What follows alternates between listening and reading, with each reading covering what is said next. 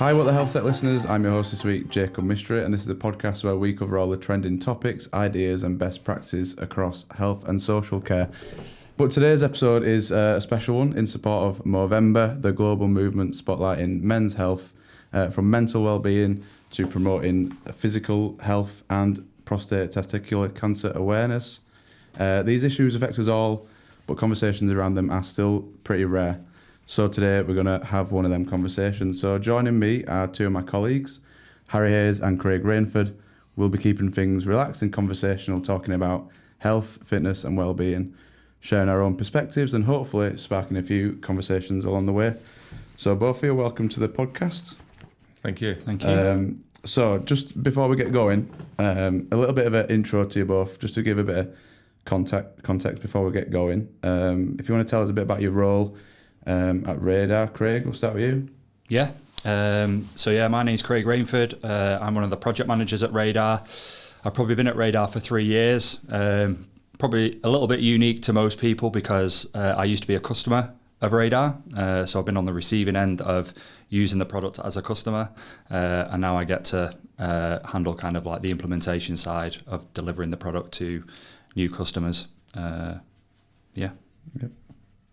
Yeah, I'm Harry Hayes. I'm our partnership retention specialist, which sounds like a LinkedIn special job title, but effectively my job's just to ensure that Radar's delivering value to everybody, to all of our partners, so that they want to stay with us effectively. Yep. Sounds perfect. So yeah, that's who we are at work, I suppose. And like I said at the top, so today is sort of everything aside from that. And the things that I suppose help make you the best when you are at work, what recharges you, what refreshes you, what energizes you. So you've told us what you do at work. First question is, what do you do outside of work to sort of recharge your batteries and ensure you've got that work-life balance? Harry, if you want to start. Yeah, there's loads that I do. I think variation's really important for me, but one that I can always go to is walking, which I think is great. Can drive. We're in Yorkshire, right? So you can drive 20 minutes and just be somewhere fantastic and get walking around. You can cycle there too. There's loads of sport in this country that's just so easy to access as well. So I play like field hockey and whatnot.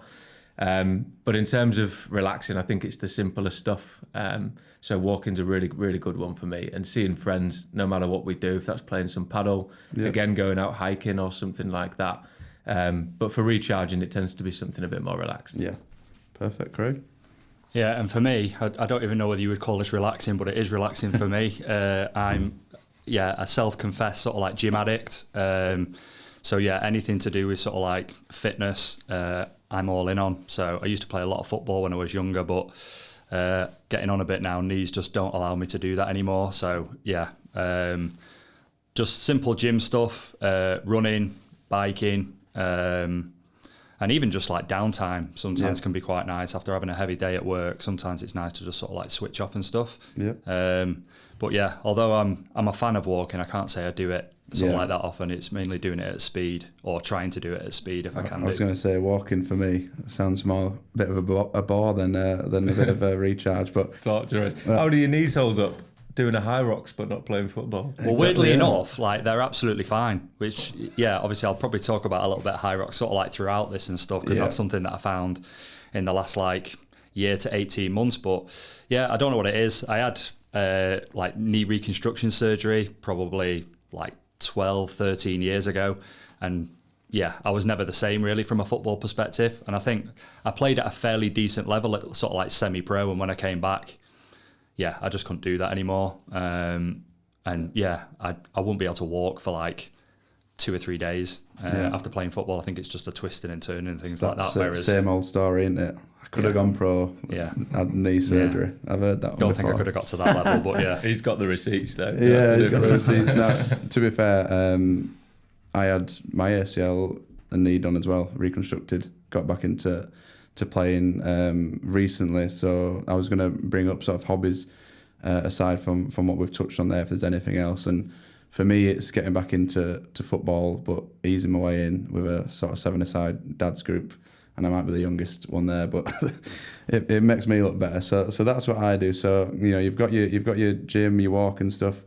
Is there anything else sort of that might be a hobby or passion? Obviously, some people find their work their passion, which is, that's what everyone wants. That's amazing. But anything else outside that you do? I mean, for me, we're on a podcast today, and I love listening to podcasts. That's one really where you can sit down, recharge, just put the podcast in, you can do whatever you want, and you can chill. Is there anything else aside from the sort of, I think you've both touched on the fitness there. Is there anything else? It might be cinema trips, shopping, it might be anything else that recharges you. Yeah, I've got an enormous one, which is motorbikes. Right. I'm an addict, I suppose, to just getting out on a motorbike. It's so much fun. I actually got run over by a lorry last week, which was pretty, not me personally, like the bike did, and I had to jump off. So I'm without my bike at the moment, and I've got like an insurance stand-in, which is just not much fun. But I've only had my license for just over a year. Like a year and a quarter, but when I was traveling around Asia, Mexico, places like that, it was always on motorbikes, and now I've got my own. And I did a tour earlier this year around the top of Scotland for just over a week. It's amazing. It's just such an amazing thing to be able to do, to just walk out your door, get on two wheels, and break plenty of laws within the space of like 5 minutes. No, I don't do that, obviously, but the sense of freedom and excitement from a motorbike is just amazing. Big hobby of mine. That's good. Craig? I think I've got a few as well. So aside from sort of like the sporting side of things, I'm a massive foodie. So getting out for a good meal where you don't have to cook it or clean it afterwards. I'm always up for that. And also, I'm kind of like a bit of a DIY enthusiast as well. Now, I can't say I'm particularly like a man that can do absolutely everything, but I am quite fortunate that I've got a lot of mates that pretty much cover the vast majority of industries, including my dad, who's an electrician. So I can call him in from time to time. So, I've gone through a few like house renovation projects. I bought a house in May this year, and I said to myself, when I buy this house, it's not going to be a house that I need to rip to shreds and spend a year, 2 years like doing it all, because I just want to spend all my time doing fitness, because that's pretty much what I've been doing. But lo and behold, that is what I've done. So it's had all sort of like the structure side of things done. It's had like extensions and things like that, but it's just a little bit old and tired. It was an old couple that had been living in it for sort of like 50 years, and I don't think it's had a lick of paint or new wallpaper since. So weekends are typically taken up by that now. But it's got this huge sort of like garage and utility outside, and bizarrely, that's been the first thing, because I'm turning that garage into a gym. Of course. And my girlfriend's a physio, so she's got a bit of a private business that she started up like recently. So the utility is actually going to become a treatment room for her. So it's good to sort of like build that out. So it's taking a bit of time, but I don't mind that if like the end goal, sort of like seeing that before and after. So I quite like that, really. Again, it's a good kind of like escape from like the work side of things, and just allowing yourself to switch off from the day to day. So like we say, we started with work. We've touched on there all the things that we like to do to keep a work-life balance, and it's interesting that there's only 3 of us in here, but we've all come up with so many different things. So the next thing we'll come back to you, the fitness stuff for a little bit, because a big part of Movember is men's physical health as well, and keeping yourself feeling healthy and happy.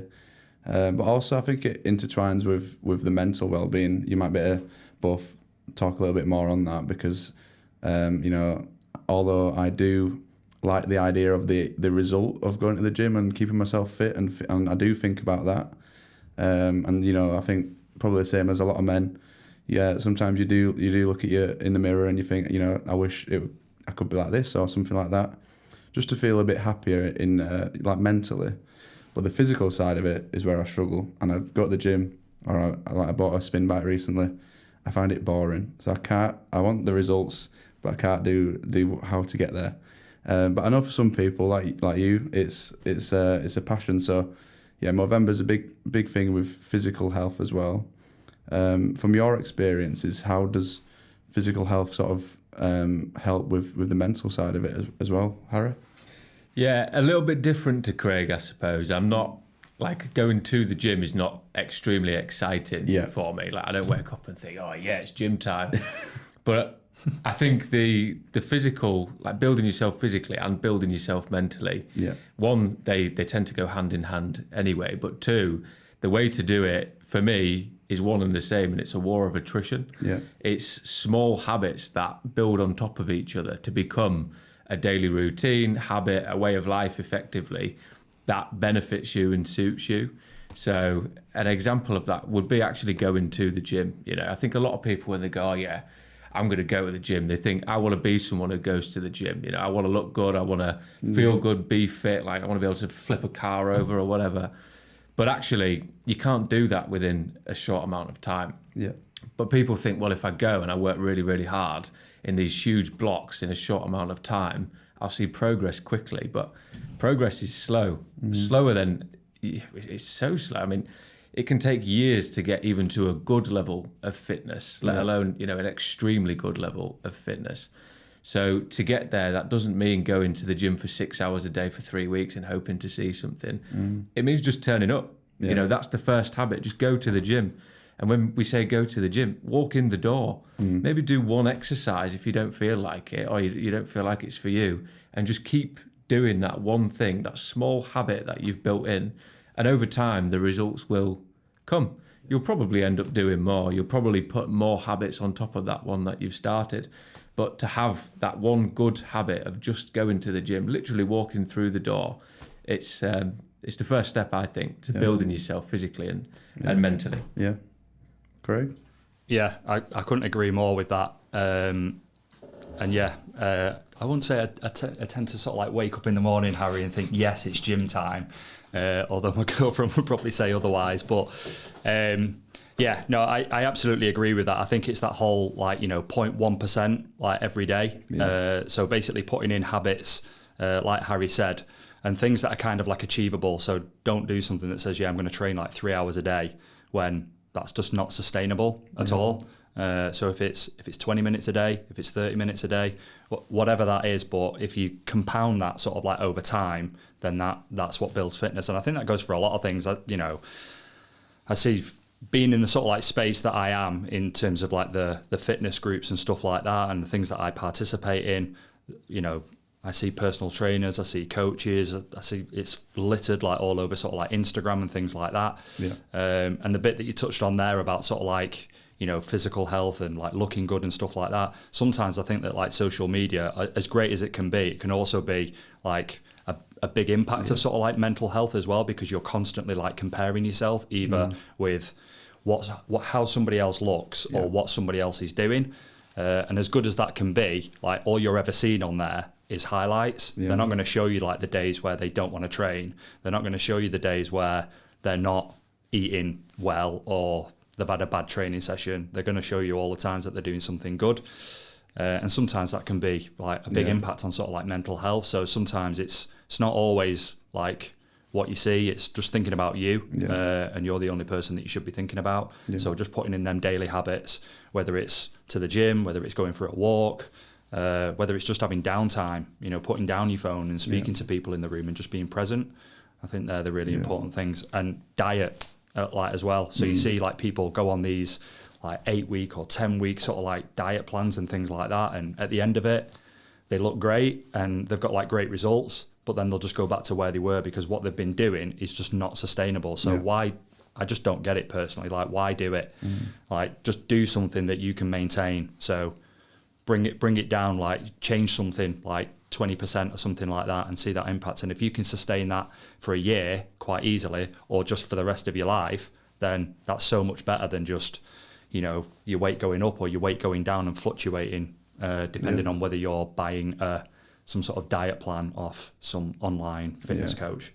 I think what I've picked up there from both your answers is like everyone's goals, for mental well-being or physical well-being might not be, to go to the gym or to do that. Some people might be totally happy with where they're at, but there might be something they want to achieve, or they might have a goal, or they might want to improve some part of their life. It might even be, I know some people find it hard to switch off.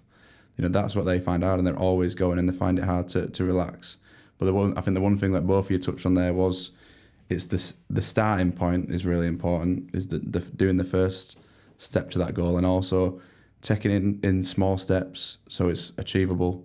So whatever it is, like the listeners or whoever, if they've got a goal, I think you two are both saying the most important thing is smaller steps, achievable, and just taking the first step is probably the biggest one. So that's really interesting. Like I say, for both physical and mental well-being, it's really important. Is that I'd add something to that actually. Yeah. We've talked about habits there, and a lot of people make a change in their life on motivation, which is a great way to get started with something. If you just feel motivated to join the gym, meditate, to chill out maybe and switch off, or read a book to improve knowledge in a certain area, whatever it might be. And motivation will get you started and will get you so far, but there will always be a point where that motivation runs out. Habits can last a lifetime. They're hard to break. And if that's waking up and going straight to the gym, which is what I do, if that's 20 minutes before work, you always meditate. If that's having a reading time set so that you do it straight after dinner, for example, then that's something that will sustain itself for months, years, potentially. Motivation won't do that. So it's just such a bad idea to rely on motivation for any positive change. That's a really good point. And I think we're talking a lot about sort of intrinsically us going out and doing it and doing them steps to make a difference. I wanted to touch on like what organisations can do. So it might be workplace, it might be different organisations in the community. It might even be just, within a friendship group. So, we've talked a lot about what we can do, but what can those around us sort of do to help us achieve them sorts of things? So, for example, there was a group of friends like I said, mentioned earlier, who set up this dad's group, and we do go to that, and it's the football is sort of the side part of it. It is men getting together aside from their daily life and spending an hour just switching off from everything, and that's really good for them. And you might go for a drink after and that sort of stuff. Is there anything that you've come across in your lives, either at work or away from work, where even if it's just something small that's put on just to maybe take you away from work, or just get people together, get people talking and socialising? Craig, have you come across something like that? Yeah, a few different things really. Obviously, you can get I suppose the big things that are pulling people together might be some sort of like charity event or something like that. So, at my old company, I stupidly signed up to do this bike ride that was basically put together for children in need.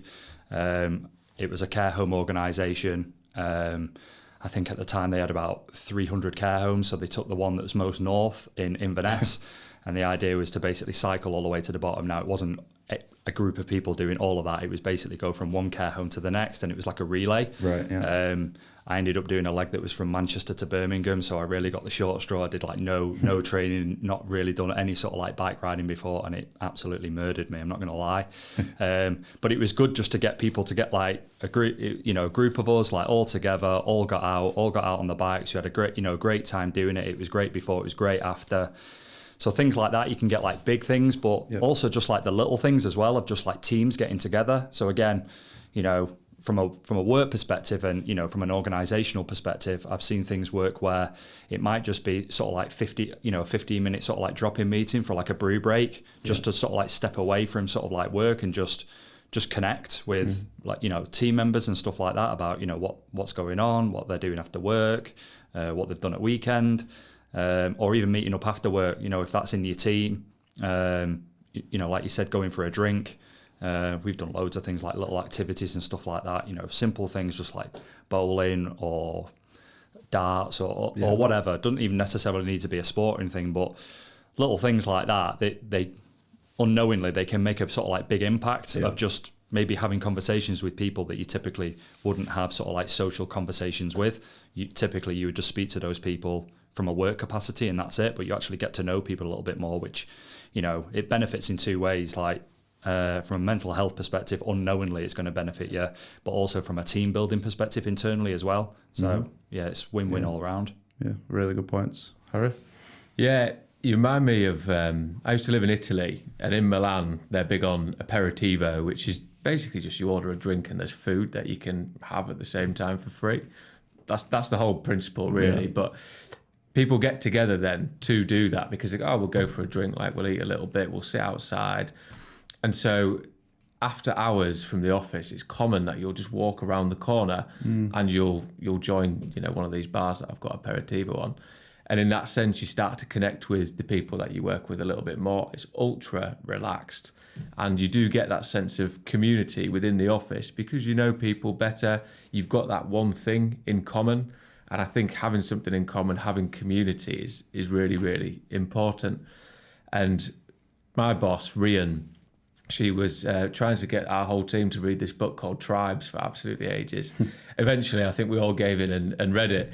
And the premise behind the book, which probably could have been put down into a few paragraphs, but elaborated all the way through to say that people have a sense of purpose when they're with people who have that commonality, that same sense of pride, of interest, of commitment, whatever it is, but that thing in common that they really believe in. And you talk about like football, for example. If you really enjoy playing football and you get that group of dads together that go and do that, you've got that community then, something in common. And that's quite a hard bond to break. It's something that sort of glues you together. And I think that's what companies can do better, is create those mini tribes within there, find out what those interests are, and just put something in place that allows those people to come together and bond over that. Yeah. And I know that at Radar, there's the fantasy football group, and there's been the seven-a-side, was it? I think it was just before my time. But there have been little bits like that I think are really helpful. Yeah, I think I'm sure you two have as well, but I've worked at a place where, it's a great workplace and all that, but like these sorts of things and these little initiatives that, like I say, might be small, but it might be where one of these get-togethers, someone has a conversation with someone and it might change loads. It might be really impactful. I've worked at a place where sort of it was work and there wasn't anything extra, and obviously that is what work is there for, but you can almost feel a bit like a robot if you go in and there isn't that aspect. I think we're lucky, like there is a good sense of community where we are, but I think that's really important for sort of organisations to make sure that there is just them little bits for people to get together, because I think as well some people, like, you're comfortable where you might talk to your friends at home, but there might be stuff you don't want to share with friends, but someone new you might want to open up a little bit more, because actually they might not be in your life as much, so it's just like, well, I'll just mention it.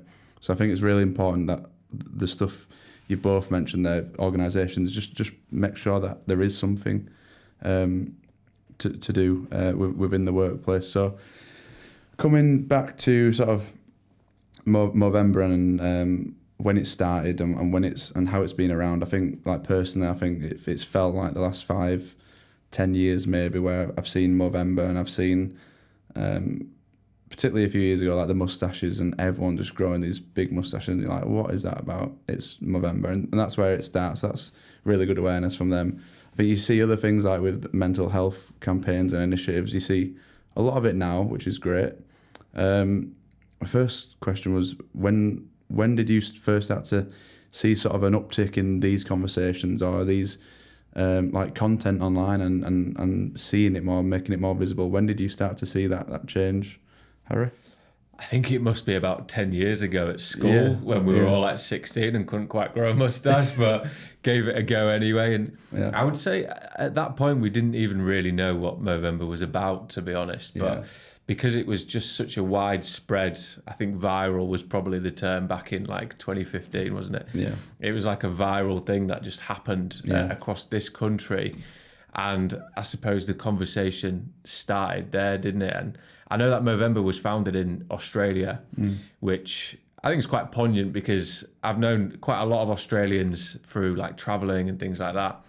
And they are like ultra masculine, always like fit, playing loads of sport, in competition, so competitive with everything, and probably find it really hard to talk about this kind of thing. So for it to start there, I think is probably like the most central point it could have originated out from. But we're not that much different here compared to the Australians culturally in that regard, I think. So I think that's why it's just been so important and taken off so well, is because historically we have been really bad about talking about these things, even just understanding and being aware of them as well.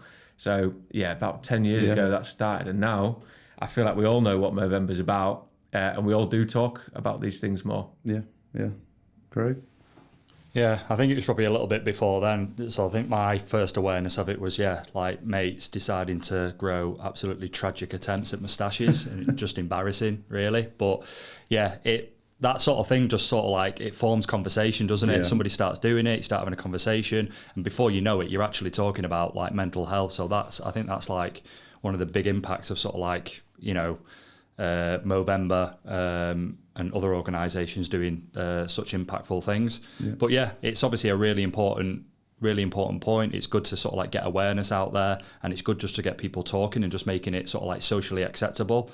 Obviously, we know that there's a big thing that from where we were to where we are now, I think it's becoming more acceptable, and men especially are finding it still not easy enough, but there's not enough men that are sort of like talking about like struggles or opening up. But I think it's a lot better than it was many, many years ago.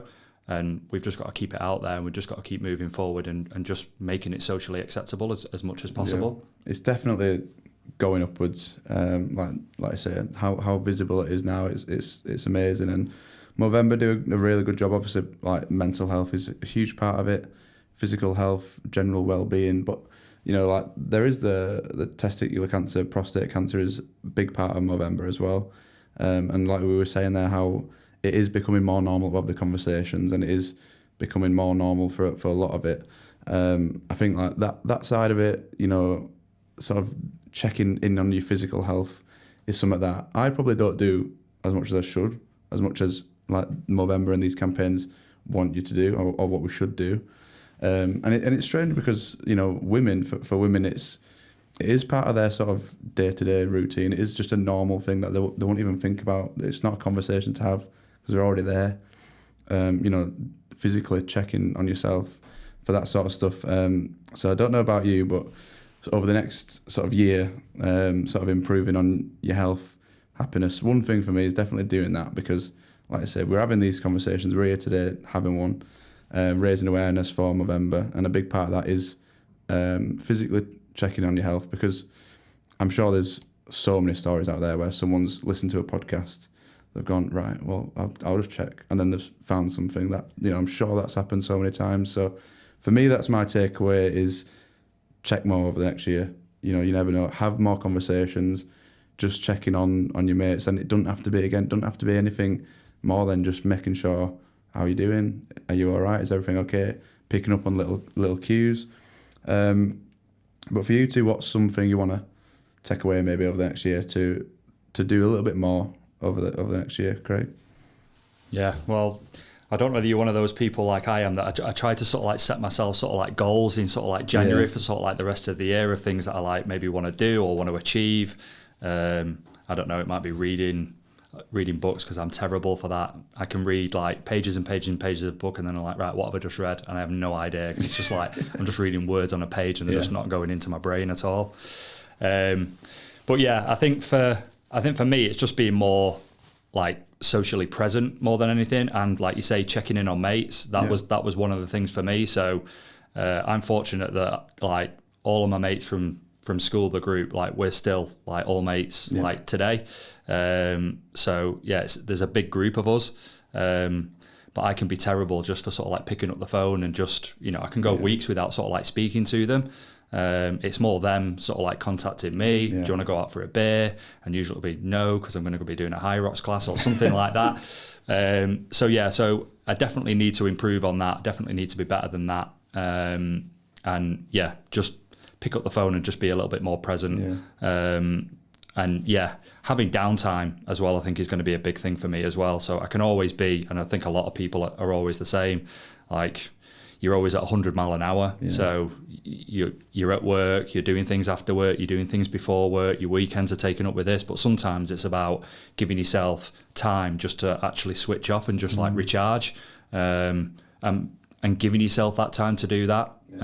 So yeah, that's going to be a big one for me as well, just allowing time to sort of like have actual downtime. Yeah, just picking up on that is like we talk about having conscious efforts to go and do your health and go and do your fitness, but I think you mentioned there like socially meeting up with your friends. I mean, as I've got older, as the years have gone in, it's like you do naturally sort of distance from friends, But I think in my head, I'm always like, I know they're my friends. I don't need to message them, or I don't need to do that.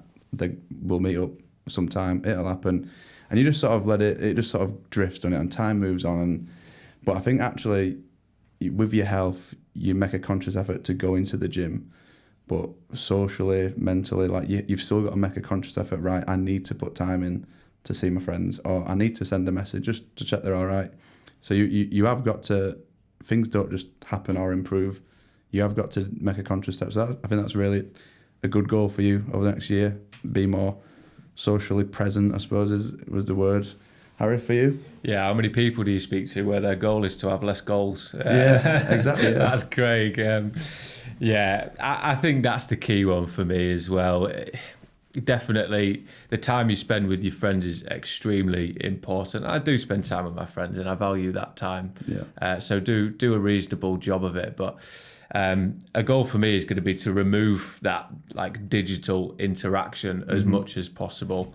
I don't do it that much right now, but it's open to misinterpretation. Like you miss messages. Yeah. I just think it's a terrible way to communicate personally, unless it's a needs must situation. So just getting in front of your friends more physically, being there and just taking that digital aspect away. I've removed like Instagram, I've deleted profiles, whatever, from Instagram, all sort of social media really. Yeah. And that was years ago now, and it's had no negative impact on my life. Occasionally someone was saying, "Oh, did you see this?" And I think, no, but I also don't care, you know. Yeah. Oh, this person's done this, and I thought, doesn't matter. You know, it's someone that I haven't even seen in years. I just don't care. Yeah. So the people that I want to hear from and hear updates, I'll go see them and I'll get those updates from the horse's mouth. So yeah, I suppose that is a goal, just to do more of that, and see more of those friends, because I have friends all over the place, from living away and traveling and things like that. It can be hard to see them, but my goal would be to make more effort to get out and away and see them. I think we've got some really good goals there, and like I said, you know, listeners who are listening, I think it's just having the small steps to whatever them goals are, get doing them, and it all will contribute to all aspects of men's health. Like it's mental well-being, physical, social. I think we've had a really good conversation there, but I have got to ask one more question, which is the what the HealthTech moment. So, you know, we always ask our guests on here, and it's normally a standout moment from health and social care, like within our sector. It might be like something that is an emotional thing that's happened, or an event. It might be something that's really funny, that's just stuck with you. Just anything that's stuck with you, a standout moment. Again, can be health and social care sector, or it can be from more the topic we've spoke about today. Whatever you want it to be, it's just a takeaway moment. Craig? So I guess mine would probably be something that I touched on a little bit earlier. So it was at my old place, and it was that event that we did for children in need, that bike ride, because it was that was, you can have these little groups sort of like coming together, and you can do little things in your teams. But this was the whole organisation coming together, you know, all the way from Inverness all the way down to London. So it's a huge effort, and it was great to see like all the companies sort of like come together, and just the camaraderie that sort of like brought sort of like throughout all the different teams from one care home to the next. You know, you're looking at like 25, 30,000 people across the entire organisation, not involved in that, but they had awareness of it, and you know, they were raising awareness of it. They were supporting like the people that were taking part. So I think, from a magnitude perspective, that was probably one of the big ones, because it's probably, the biggest thing that I've sort of like, from an organisational perspective, have taken part in and seen, the big impact that had across the organisation, as well as obviously raising a huge amount of money for children in need, which is great. Yeah, brilliant. Harry? Yeah, I think mine's probably Barclays Awards that I went to. So they're a partner that we work with. They're a great organisation, and their awards day was just such a phenomenal atmosphere, like the celebration of the work that they do, which again is great work. And I've just never seen such a large group of people come together with such a sense of community, and such good people as well within the organisation. So the whole day was just fantastic to see. And I suppose it's quite like a proud moment to say we support them in what they do and allow them to do more of it. That was probably my best moment. Brilliant. Really good moment. So both of you, thanks for joining us, sharing your thoughts.